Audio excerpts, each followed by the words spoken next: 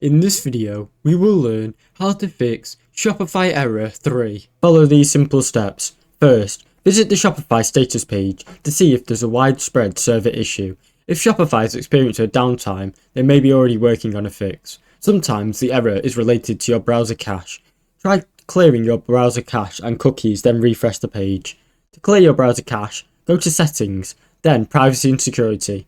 Click Clear Browsing Data and Cache and Cookies. If you recently installed any third-party apps on your Shopify store, one of them might be causing this issue. Try disabling these apps one by one to see if the error goes away. If the error happens, making any changes to your theme, there might be a problem with that theme code. You can also revert to the default Shopify theme to see if that fixes the issue. If none of these steps work, try reaching out to Shopify support directly. Here they can check your store and confirm any potential issues on the server side. Thanks for watching. Don't forget to like and subscribe.